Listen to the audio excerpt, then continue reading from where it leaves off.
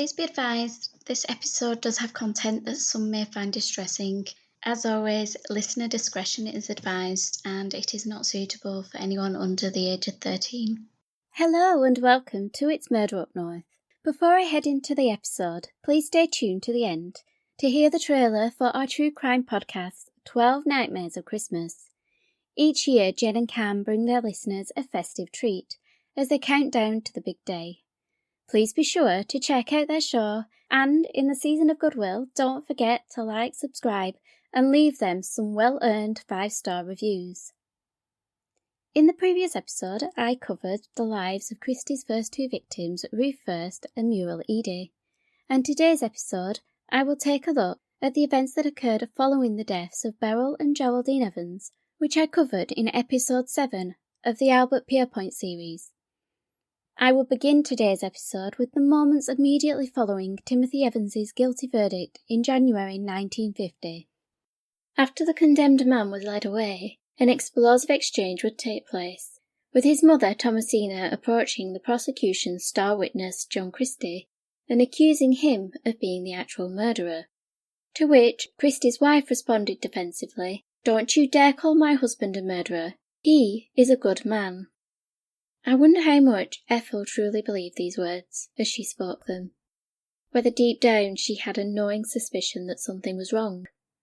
Or was she completely unaware of her husband's true nature, and that just yards from her bedroom window lay the bodies of two women, and that within 3 years of Evans's trial, she too would die at the hands of her husband.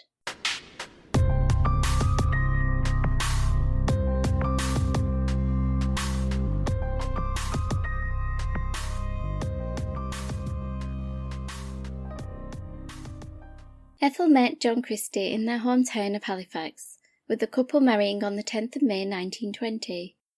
Yet the early years of their marriage was far from ideal.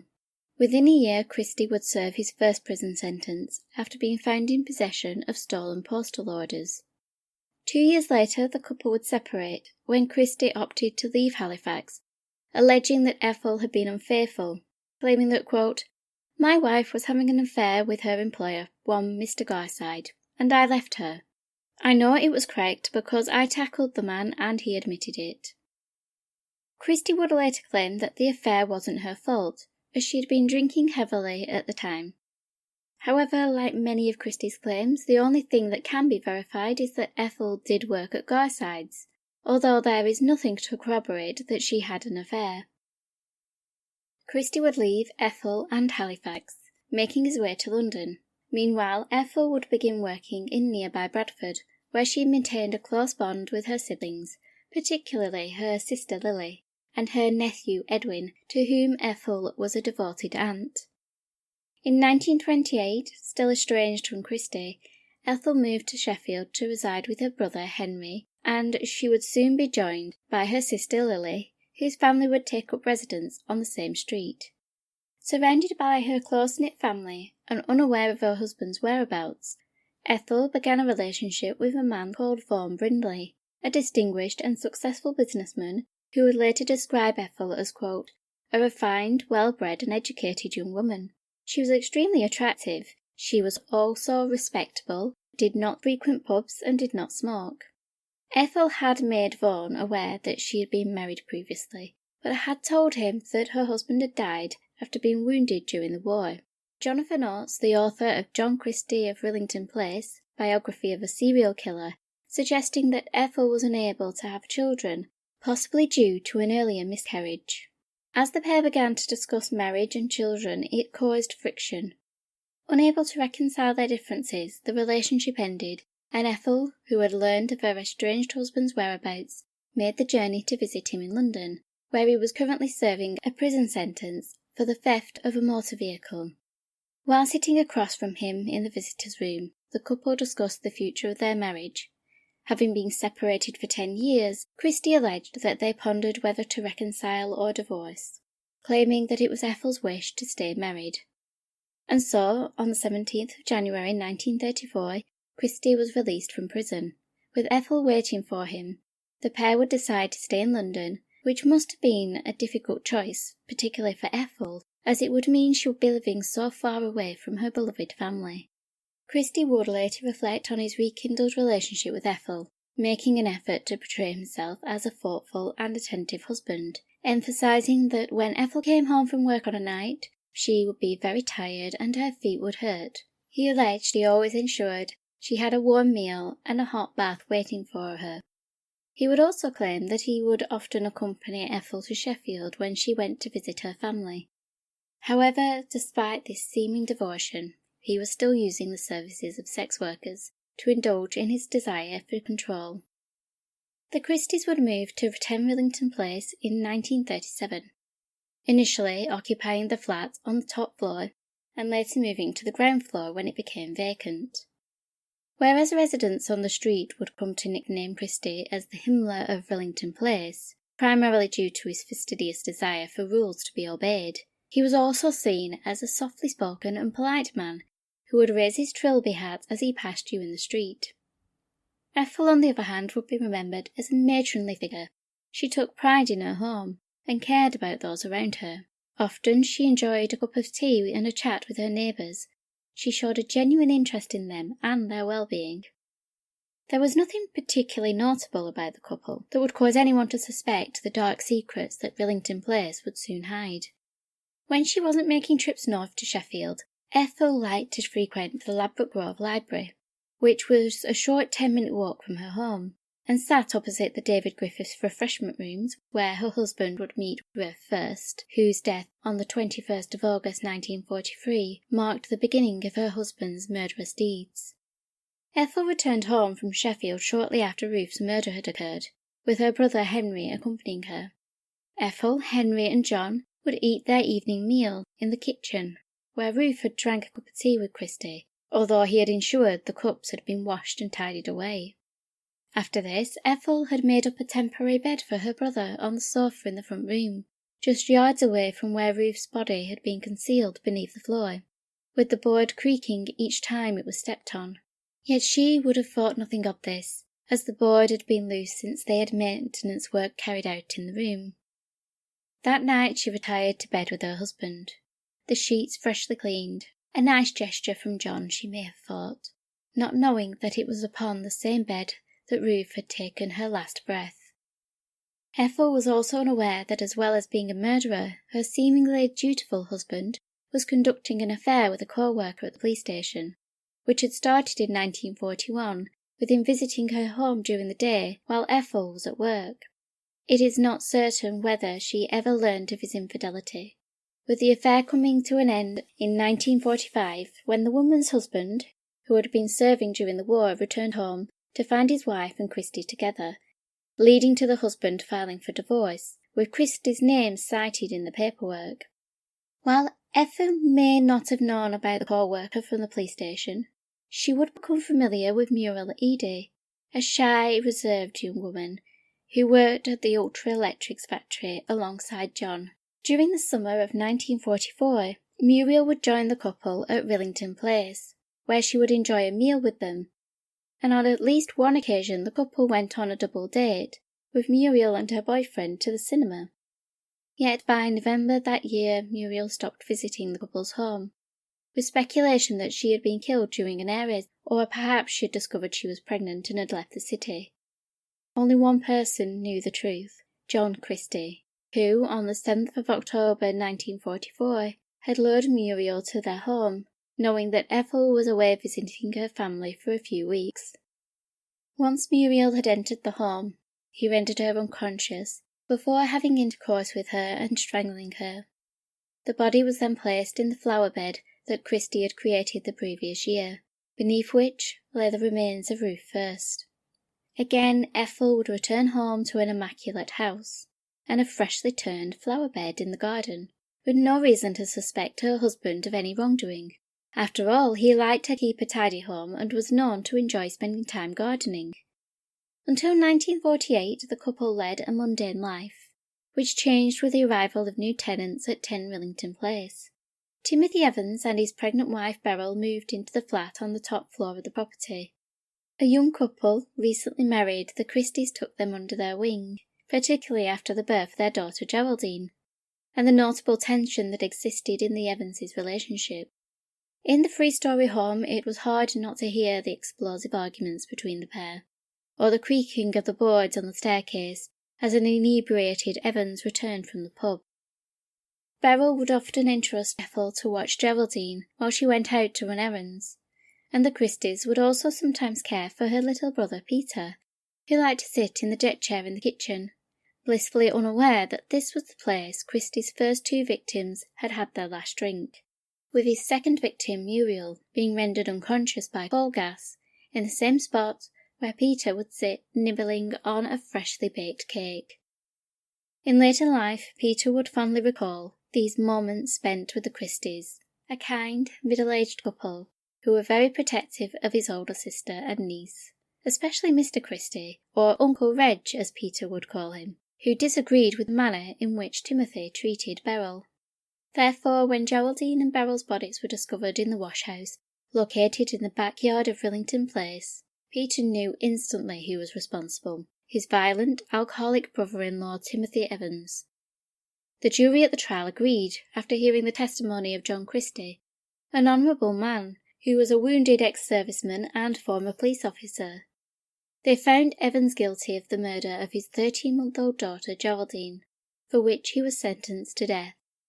During the trial, Evans had claimed that it was in fact Christie who had murdered his wife and child, but few believed him, with his most vocal supporter being his mother Thomasina, who had accused Christie of murder as he left the courtroom, only for Ethel to come to his defence, declaring that her husband was an honourable man, not a murderer.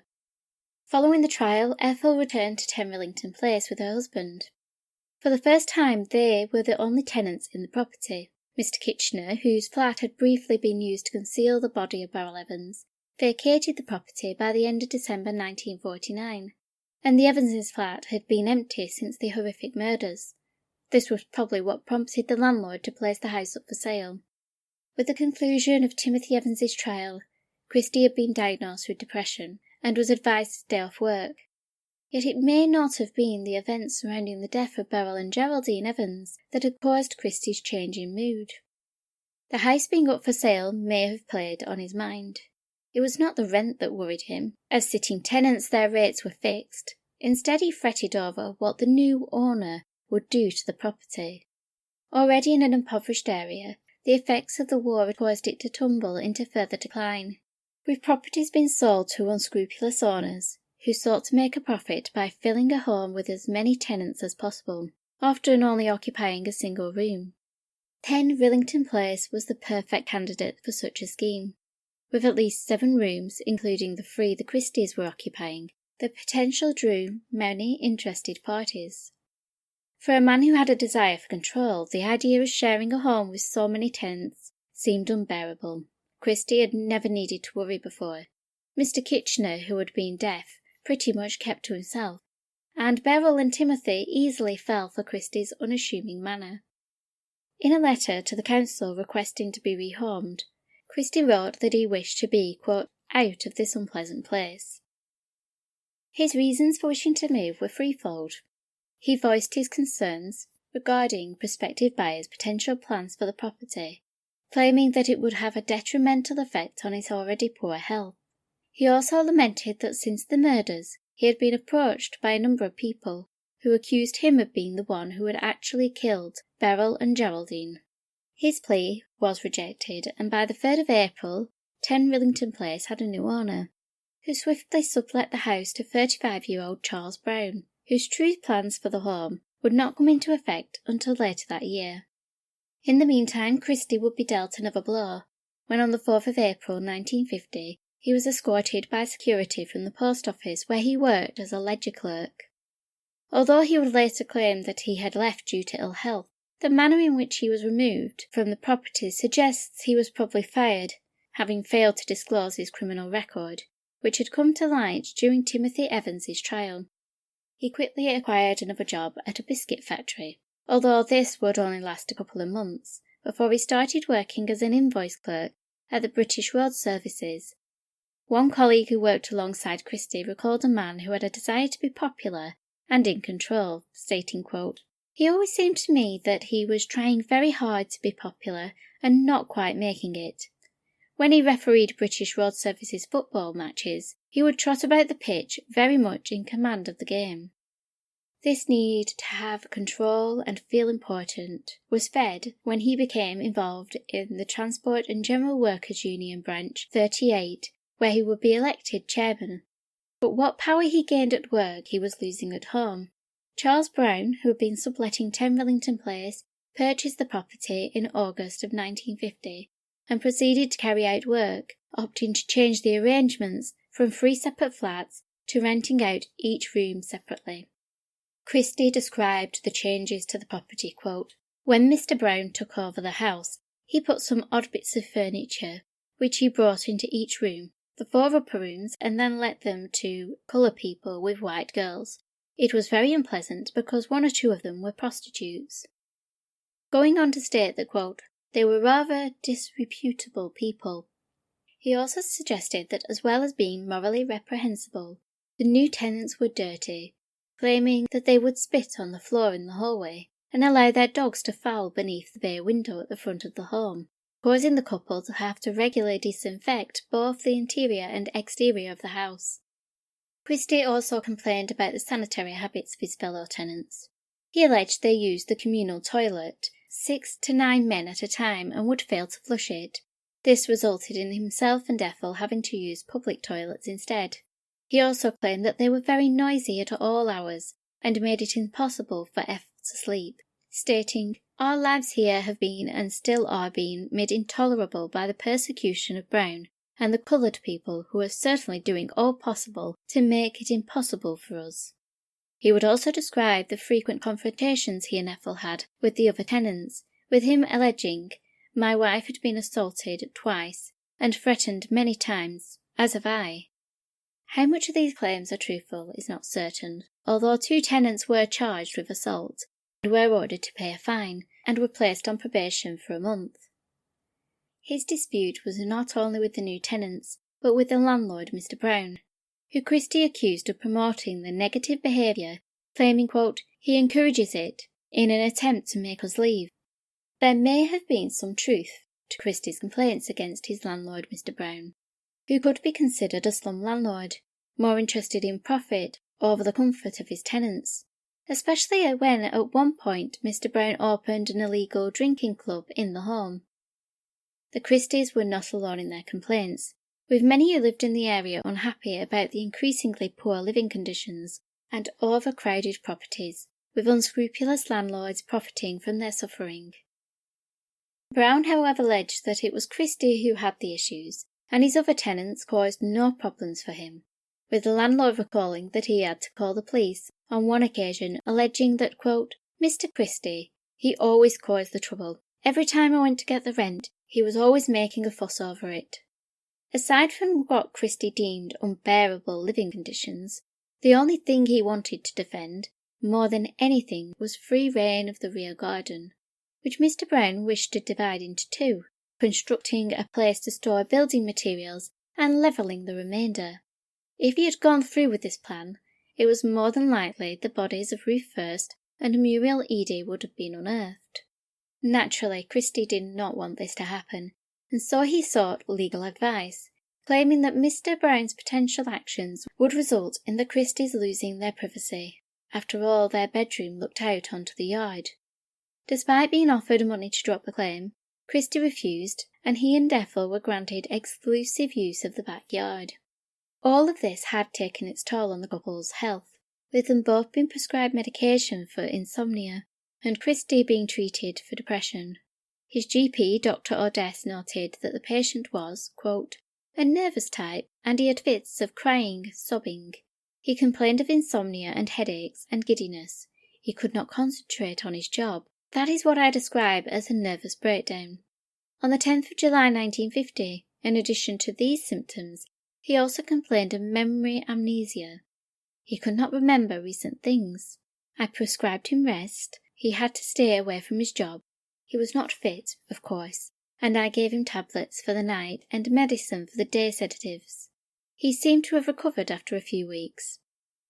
His health would, however, improve during 1951, but the following year would see him decline once again, with him being off work for roughly 8 months. His condition was such that he was seen by psychiatrist Dr. Petit, who concluded that Christie's symptoms were due, quote, to rough and frightening behaviour on the part of some tenants who live upstairs, who used it as a brothel and frequently got drunk and disorderly. His life was one of constant tension. Dr. Petit advised that Christie seek hospital treatment. However, he did not believe that the patient presented any risk to himself or others, stating that Christie, quote, showed no evidence of insanity or irresponsibility. Christie would later recall his health during this time, with him explaining he, quote, had not been well for a long while, about 18 months. I've been suffering from fibrositis and enteritis. I had a breakdown in hospital. He was placed under the care of a psychiatrist, Dr. Charles Howell, who treated Christie in March 1952, and during their sessions the patient spoke of his anxiety regarding the Evans murders. Howell recalled that Christie was, quote, in a highly neurotic state and would have benefited from the treatment offered, but after a week's daily he refused it. In correspondence between Dr. Howell and Christie's GP, Dr. Oates, the latter stated, quote, I am inclined to agree with you about his anxiety state. There is no doubt a functional element present.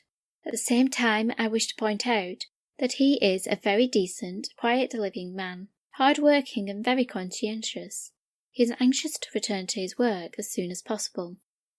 Despite being advised a course of treatment, Christie claimed that he stopped attending, as he did not wish to be parted from Ethel, claiming, quote, I would not go because my wife would have been left at home on her own, with those people living there, and she was frightened to death of them because of the assaults she had had from them.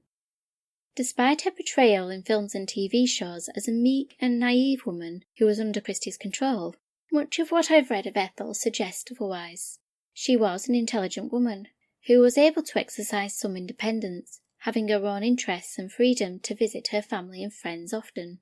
Perhaps people see her as naive because they cannot comprehend how she did not know about her husband's true nature. For example, she was likely unaware that during 1952, while she was at work, Christie had formed platonic relationships with a number of young women, potentially scoping out his next victim. One has to bear in mind that he was meticulous in concealing his crimes, and was able to fool many with his unassuming and gentle manner. It was only when he was alone with the object of his desire that he allowed his true nature to surface, and even then everything was done with him being in complete control. After Christie was arrested for his crimes, a friend of Ethel's, John Howard, would tell a newspaper that Ethel had told her, quote, I am convinced that my husband had something to do with those 2 murders. I couldn't leave him now. I have lived with him too long for that. Whatever he has done, I am still in love with him. The validity of this statement is uncertain. However, it does raise the question of how much Ethel did know. And if she had any inclination, why did she not speak of it to her family, with her brother stating that Ethel was only ever full of praise for John? It is highly probable she did not know who her husband truly was, until he tightened a pair of stockings about her neck in the early hours of the 14th of December 1952. Christie would later confess to the crime, quote, on December the 14th, I was awakened at about 8:15 a.m. I think it was my wife moving about in bed. I sat up and saw she appeared to be convulsive. Her face was blue and she was choking. I did what I could to try and restore breathing, but it was hopeless. It appeared too late to call for assistance. That is when I could not bear to see her so. I got a stocking and tied it around her neck to put her to sleep. Once she was dead, he claimed, quote, then I got out of the bed and saw a small bottle and a cup half full of water on a small table near the bed. I noticed that the bottle contained 2 phenylbarbital tablets, and it originally contained 25. I then knew she must have taken the remainder. I got them from the hospital because I couldn't sleep. I left her in the bed for 2 or 3 days and didn't know what to do. Then I remembered some loose floorboards in the front room. I had to move some chairs to roll the lino back about halfway. Those boards had been up previously because of the drainage system. There were several of these depressions in these floorboards. Then I believe I went back and put her in a blanket or sheet or something and tried to carry her, but she was too heavy, and so I had to sort of half carry her, half drag her, and put her in the depression and cover her with earth. I thought that it was best way to lay her to rest.